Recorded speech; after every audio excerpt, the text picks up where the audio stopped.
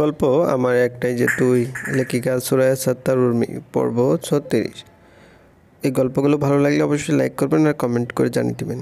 আর চ্যানেলে যদি নতুন হয়ে থাকেন অবশ্যই সাবস্ক্রাইব করে পাশে থাকা বেল আইকনটি প্রেস করে রাখুন, যাতে নতুন নতুন ভিডিও আপলোড করার সাথে সাথে আপনার নোটিফিকেশনে চলে যায়।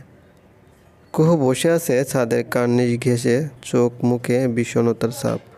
রাত বাড়ছে, ঠিক কটা বাজে জানা নেই তার, না জানার ইচ্ছে আছে। আকাশের চাঁদ তারাগুলো যেন আজ লুকিয়ে গেছে, হয়তো কুহুর মতো তাদেরও মন খারাপ। তা ভেবে দীর্ঘশ্বাস ছাড়ল সে। তখনই তিথি আর জয়িতা এসে তার পাশে ঘেসে বসলো। কুহুকে মন খারাপ করে বসে থাকতে দেখে বলল তিথি, কুহু মন খারাপ করিস না, ভাইয়া রেগে তাই এমন করছে। কুহু শূন্য দৃষ্টিতে তাকিয়ে বলল, মন খারাপ করিনি, উনি যা করেছেন তা জায়েজ আছে, কিন্তু আমারও যে তাকে ছাড়া কষ্ট হয়েছে তা কিভাবে বোঝাই? সে তো আমার সাথে কথাই বলছে না। জয়িতা বলল, কুহু মন খারাপ করো না, রাগ কমলে দেখবে সব ঠিক হয়ে যাবে। বাই দা ওয়ে, টিপ্পনি কেটে এমন গম্ভীর টাইপ মানুষের প্রেমে কেমনে পড়লা তুমি? নাকি হুমকি দামকি খেয়ে প্রেমে পড়েছো? কুহু লজ্জা পেল, লজ্জায় গাল দুটি লাল লাল হয়ে গেল। মাথা নিচু করে লাজুক হাসি দিল। তিথি বলল, সে অনেক মজার কথা জয়িতা, আপনি শুনলে চমকে যাবেন। জয়িতা নড়ে চড়ে আসন করে বসলো, কৌতূহল নিয়ে বলল, কি কথা, তাড়াতাড়ি বলো। তিথি আর চোখে কুহুর দিকে তাকিয়ে বলল, প্রেমে তোমার কায়া আগেই পড়েছিল ইউসুফ ভাইকে দেখে। মজার বিষয় কি জানো, সেদিন ইউসুফ ভাই ওর দিকে তাকাতেই সে বেহুশ। বিশ্বাস করো, বিশ্ব রেকর্ড হবে হয়তো, যে ক্রাশ তার দিক তাকাতেই সে শক্ত হয়ে বেহুশ। বলে হাসতে থাকলো তিশি। তাল মেলালো জয়িতা, বলল, OMG, সত্যি কায়া তুমি ওয়ান পিস? বলে হেসে কুটকুট দুজন। কুহু সেদিনের কথা মনে করে হেসে দিল। পরক্ষণেই সন্ধ্যার কথা মনে পড়তেই মুখটা ছোট করে নেয়। তা বুঝতে পেরে জয়িতা বলে, কায়া প্লিজ আবার মন খারাপ করো না, দেখবে সব ঠিক হয়ে যাবে।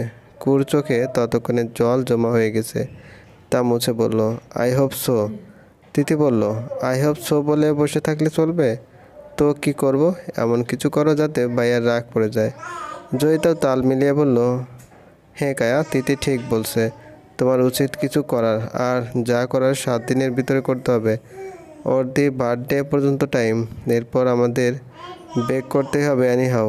খুব অসহায় ফেস করে বলল, কিন্তু কি করব? তিথি কিছু ভেবে বলল, পাগলামি টাইপ কিছু। দেখো ইউসুফ ভাই তোকে পাওয়ার জন্য কত পাগলামি করেছে, ঠিক তেমনি টাইপ সে তোর জন্য করেছে, এবার তোর পালা। এমন কিছু করবে যেন ভাই টাসকি খেয়ে বসে থাকে। তিথির কথায় জয়িতাও সায় দিল। এদিকে কুহু ভাবতে লাগলো সে কি করবে। যে করেই হোক ইউসুফের রাগ সে কমাতেই হবে, বাই হুক ওর বাই কুক। এসব ভেবেই হাসলো কুহু। কুহুকে আনমনে হাসতে দেখে তিথি আর জয়িতা কুর অগোচরে হাত মেলালো। যা তারা করতে এসেছিল তাতে তারা সফল হয়েছে, এবার টেলার বাকি। যা কুহু করবে এখন, কুহু কি করবে তাই দেখার পালা। তা ভেবে খুশি খুশি লাগছে তাদের। এদিকে কুহু কিছু ভেবে হেসে যাচ্ছে শয়তানি হাসি। বিড়বিড় করে বলল, এবার শুরু কুহুর কেরামতি। তেরা কিয়া হোগা কালিয়া থুক্কু, ইউসুফ ভাই সুন্দর, অতি মাত্রায় সুন্দর, কালিয়া বাদ হবে সুন্দরী। এবার শুরু কুহুর কেরামতি। তেরা কিয়া হোগা কালিয়া থুক্কু, ইউসুফ ভাইয়া সুন্দর, অতিমাত্রায় সুন্দর, কালিয়া বাদ হবে সুন্দর। উফ, এত খুশি লাগে কারে। সকালে ঘুম থেকে উঠে তাড়াতাড়ি রেডি হয়ে গেল কুহু। একদম ফুরফুরে মেজাজ আজকে তার। নিজেকে আবার আয়নায় ভালো করে দেখে দৌড়ে লাগায় ইউসুফের ঘরের দিকে। ইউসুফ ঘুমোচ্ছে, 8:30টায় উঠবে। সে সুযোগে পা টিপে টিপে রুমে ঢুকলো সে। আলমারি খুলে এসে কিছু একটা করলো সে, তারপর সুন্দর করে আস্তে ধীরে কাজে সম্পূর্ণ বের হতেই ইউসুফ ঘুমের মাঝে কুহুর দিকে ঘুরল। কুহু জড়সড় হয়ে ঠেসে দাঁড়িয়ে রইল আলমারির সাথে, ভয়ে প্রাণ পাখি তার যায়। ইউসুফকে চোখ না খুলতে দেখে শান্তির নিঃশ্বাস নেয়। সেখান থেকে চলে আসতে চোখ আটকে যায় ইউসুফের মুখে। বাহির থেকে সূর্যের এক ফালে আলো জানালা দিয়ে এসে পড়ছে ইউসুফের মুখে। কতটা স্নিগ্ধ না লাগছে তাকে, ছুঁয়ে দিতে ইচ্ছে করছে তার মুখখানা। কুহু নিজের ইচ্ছাটা দমন করে রুম ত্যাগ করলো। সকালে ঘুম ভাঙতে চেঁচিয়ে ডাকলো রূপালীকে ইউসুফ। রূপালী আমার কপি কই? কুহু নিচেই ছিল সবার সাথে তখন। রূপালীকে কপি হাতে যেতে দেখে হুড়মুড় করে হেসে দাঁড়ালো তার সামনে। রূপালী তাতে ভয় পেল, বুকে থুতু লাগিয়ে ভয়ে ভয়ে বলল, আপামনি কি হয়েছে? এভাবে দৌড়ান কেন? একটু জন্যে হার্ট ফেল করতাম, আল্লাহ বাঁচাইছে। কুহু দাঁত কেলিয়ে বলল, সরি রূপালী, তোরে ভয় দেখানোর কোনো ইন্টেনশন আমার ছিল না। দে কপি আমাকে, আমি নিয়ে যাচ্ছি। রূপালী দিয়ে দিল। কুহু চলে গেল ইউসুফের ঘরে। ইউসুফ তখন খাটে বসেই ফোন চেক করছিল। কুহু রুমে এসে সেদিকে খেয়ালই নেই তার। সে আপন মনে ভ্রু কুচকে ফোনের মাঝে ডুব আছে। কুহুর রাগ লাগলো, সে হালকা চুরি নাড়লো। ইউসুফ কুচকানো ভ্রু আর কুচকালো, বলল, রূপালী ডিস্টার্ব করিস না, যা এখানে থেকে।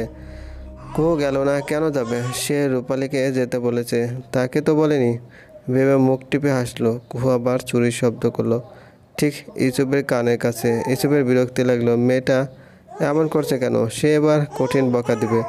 সে ভেবে রাগে লুকে তাকাতেই দেখে কুহু দাঁত বের করে হাসছে।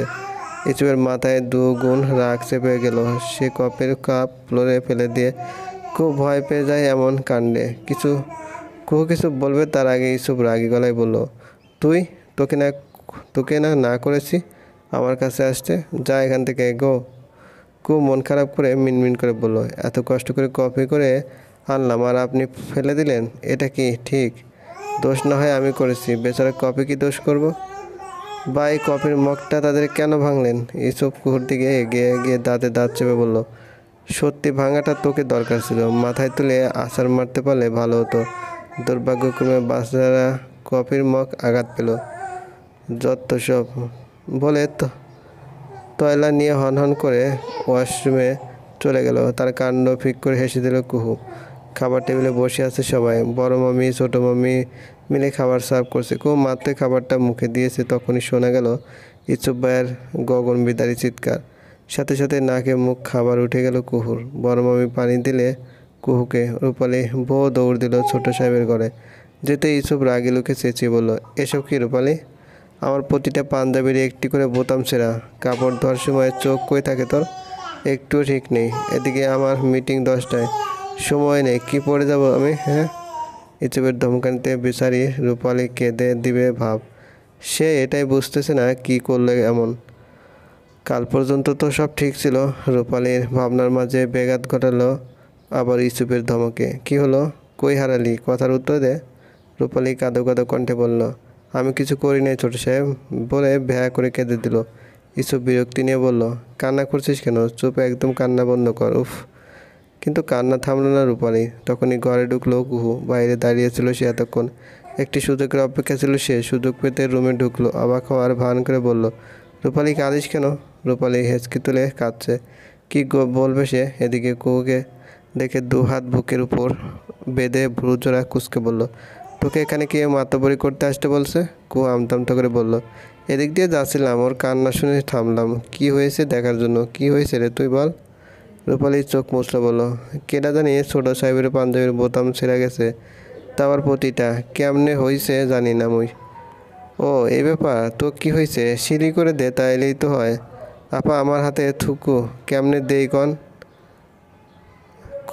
কুহু চিন্তা করার ভান করে বলল, তাই তো, আচ্ছা যা, তুই আমি করে দিচ্ছি।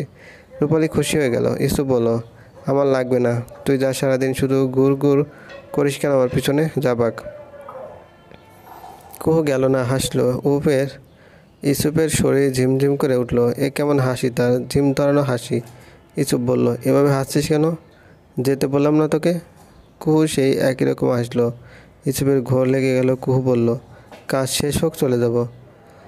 ইসুফ চেয়ার রইল। কুহু সুই সুতা নিয়ে খাটের উপর হাঁটু গেড়ে বসলো। তারপর হুট করে ইসুফের পাঞ্জাবির কলার টেনে কাছে নিয়ে আসলো। এতটা কাছে যে একে অপরের নিঃশ্বাস শুনতে পাচ্ছে। এমন করাতে ইসুফ হতভম্ব হয়ে গেল। কুহু হাসলো সেই ঝিম ধরানো হাসি। খুব বোতাম লাগালো। ইসুফের ঝুঁকে ঝুঁকে দাঁত দিয়ে সুতা কাটলো। সেই সুযোগে ইসুফের বুকে টুপ করে চুমু খেয়ে বসলো সে। এদিকে ইসুফ শক্ত হয়ে দাঁড়িয়েছিল। কুহুকে এত কাছে পেয়ে নিজেকে কন্ট্রোললেস হয়ে লাগছে। মন চাইছে বুকে ভিতর ঢুকিয়ে ফেলতে তার। তখনই কুহু চুমু খেয়ে বসতে ইসুফ হকচকে ওঠে। সাথে সাথে ধাক্কা মেরে বেডে ফেলে দেয় কুহুকে। ধূপ করে বেডে পড়ে ইউসুফের তখন রাগ, চোখ মুখ লাল হয়ে গেছে। কোর দিকে রাগি চোখে তাকিয়ে সে দ্রুত রুম ত্যাগ করে। মাথা যেন পুড়ে আওলা ঝাওলা হয়ে গেছে। ইউসুফকে এভাবে যেতে দেখে হেসে দেয় সে। মাথার নিচ এক হাত দিয়ে শুয়ে শুয়ে বলে, কতদিন এভাবে রেগে থাকুন, আমায় দেখব। ইউসুফ, পারবেন তো আপনার বাবুই পাখির লাভ টর্চার সহ্য করতে? বলে বিছানায় গড়াগড়ি দিয়ে হাসতে লাগলো কু। চলবে। গল্পটি ভালো লাগলে অবশ্যই লাইক করবেন, কমেন্ট করে জানিয়ে দিবেন।